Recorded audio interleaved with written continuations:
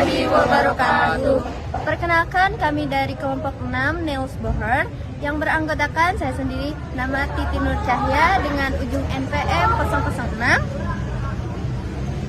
Saya Dina Isyana dengan ujung NPM 066. Saya Bunga Ratih Julita dengan NPM 047.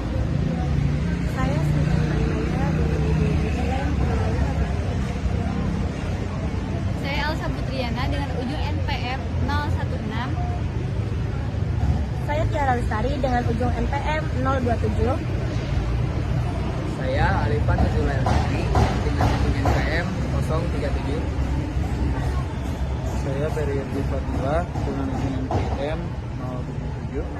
Di sini kami akan membahas topik mengenai desa tanpa kemiskinan. Seperti yang kita tahu bahwa di negara kita masih memiliki banyak masyarakat yang kekurangan lapangan kerja, sehingga menyebabkan taraf ekonomi di masyarakat menjadi di bawah rata-rata dan menyebabkan kemiskinan. Isu kemiskinan tetap menjadi isu penting bagi negara-negara berkembang. Demikian pula dengan Indonesia. Penanganan persoalan kemiskinan harus dimengerti dan dipahami sebagai persoalan dunia, sehingga harus ditangani dalam konteks global pula. Dalam SDGs dinyatakan no poverty atau tanpa kemiskinan sebagai poin pertama dan prioritas. Hal ini berarti dunia bersepakat untuk meniadakan kemiskinan dalam bentuk apapun. Badan Pusat Statistik atau BPS mencatat jumlah penduduk miskin pada Maret 2024 sebesar 25,22 juta orang. Angka ini menjadi yang terendah dalam satu dekade terakhir. Namun, nilai ini masih sangat besar dan perlu adanya penurunan yang lebih signifikan. Pada kenyataannya, kita bisa melihat banyak rakyat Indonesia, baik di lingkungan terpencil atau pinggir kota, yang masih hidup dalam keterbatasan finansial. Dilihat dari lingkungan rumah yang tidak layak huni, mereka terpaksa tinggal di lingkungan tersebut karena hanya itulah yang bisa mereka tinggali. Di sisi lain, banyak dari itu mereka yang tinggal di tepi jalan karena tidak sanggup membuat rumah, dan kebanyakan dari mereka itu tidak mempunyai pekerjaan atau bekerja tetapi tidak layak.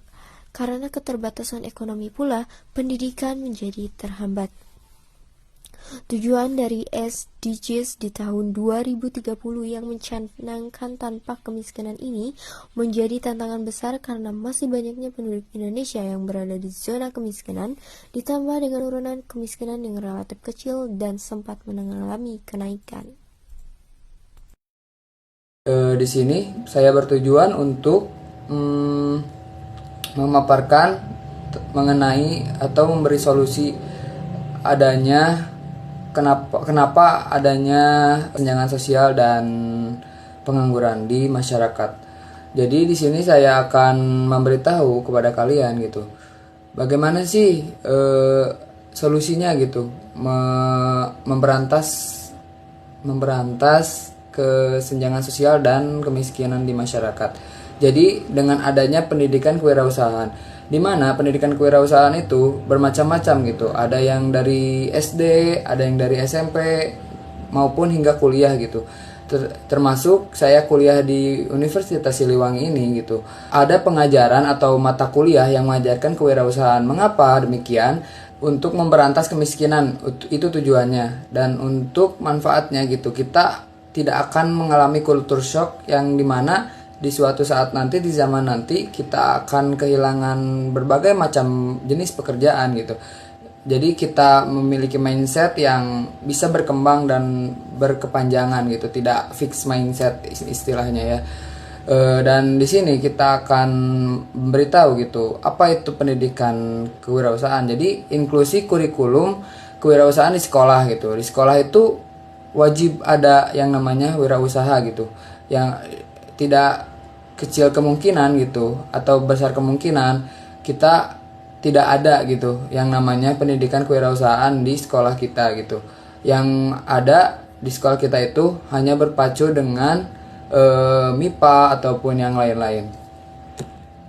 Nah, pendidikan kewirausahaan ini juga bisa kita praktekkan seperti halnya untuk fokus pada keterampilan praktis seperti pemasaran digital. Kita harus bisa memasarkan secara digital gitu yang di zaman modernisasi ini, dan manajemen keuangan, produksi barang dan lain-lain. Nah, mengapa demikian? Pendidikan kewirausahaan dapat dapat mengurangi populasi kemiskinan ataupun kuantitatif kemiskinan gitu.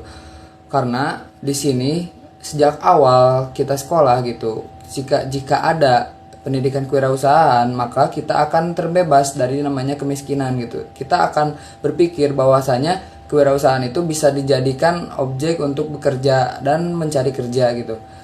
Yang dimana tidak akan adanya lagi kekurangan lapangan pekerjaan gitu jika kita belajar kewirausahaan dari awal hingga akhir kita pendidikan, seperti halnya sekolah dasar hingga kuliah. Nanti ketika kita sudah beres kuliah, kita tidak akan bingung gitu, kita akan bekerja di mana gitu. Tidak sesuai jurusan pun tidak mengapa gitu, karena kita sudah diajarkan oleh dosen atau guru kita berwirausaha.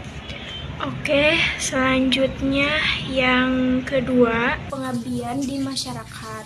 Nah, contohnya itu dengan mengikuti KKN di universitas kita. Apa sih KKN? KKN adalah kegiatan yang mengatasi permasalahan spesifik di daerah yang menengah ke bawah dengan melibatkan mahasiswa dari berbagai disiplin ilmu seperti ekonomi, sosial, pertanian, bawah dengan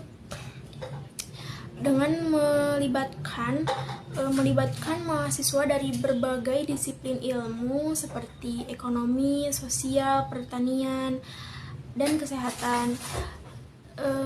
Dengan kegiatan yang multidisiplin dan didukung oleh kampus, maka mahasiswa bisa menjadi agen perubahan dan pengentasan kemiskinan.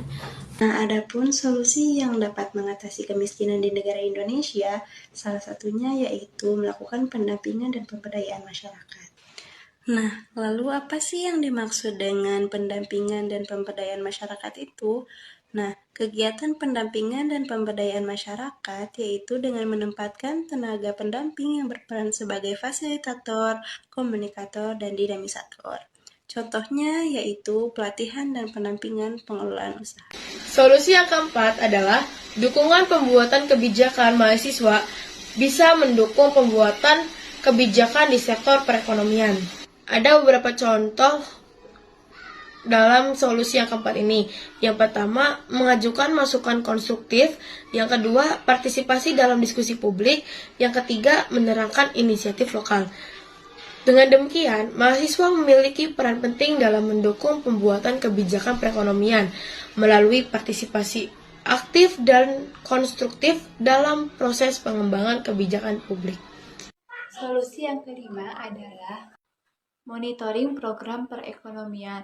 Mahasiswa bisa melakukan monitoring terhadap program perekonomian.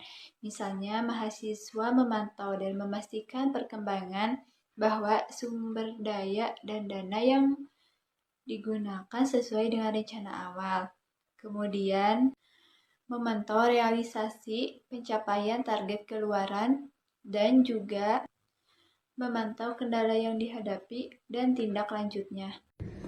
Yang terakhir, ada beberapa strategi untuk mengatasi kemiskinan, yaitu menurunkan beban pengeluaran, meningkatkan pendapatan masyarakat, mengurangi kantong-kantong kemiskinan, menyediakan kebutuhan pokok, mengembangkan sistem jaminan sosial, mengembangkan budaya usaha. Sekian, terima kasih.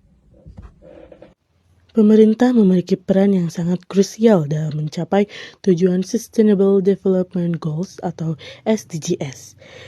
Berikut langkah-langkah yang dapat dilakukan pemerintah, yaitu program bantuan sosial, meningkatkan akses pendidikan dan kesehatan, membuka lapangan pekerjaan, membangun infrastruktur, memperdayakan masyarakat, mengelola sumber daya alam secara berkelanjutan, dan juga mengapa peran pemerintah begitu penting?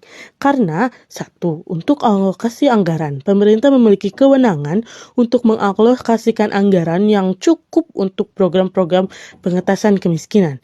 Kedua, pembuatan kebijakan. Pemerintah membuat kebijakan yang harus mengatur berbagai aspek kehidupan masyarakat, termasuk hal-hal yang mengatasi kemiskinan. Dua, kesenjangan pembangunan. Pemerintah harusnya dapat membedakan kondisi antara daerah perkotaan dan daerah perdesaan, serta antara wilayah yang kaya dan miskin. Terakhir adalah pertumbuhan penduduk. Peningkatan jumlah penduduk dapat meningkatkan tekanan terhadap sumber daya dan memperparah masalah kemiskinan. Juga perubahan iklim atau bencana alam yang disebabkan oleh perubahan iklim dapat merusak infrastruktur dan mata pencaharian para masyarakat di Indonesia. Maka dari itu, peran pemerintah sangat diperlukan dalam mengatasi tujuan dari SDGs tentang tanpa kemiskinan. Bisa disimakkan dengan topik yang bertemakan kemiskinan yang ada di masyarakat ini, bahwasanya kemiskinan itu bukanlah takdir, tapi tantangan yang harus kita usahakan bersama-sama. Sekian dari kami. Kurang dan lebihnya mohon maaf. Wassalamualaikum warahmatullahi wabarakatuh.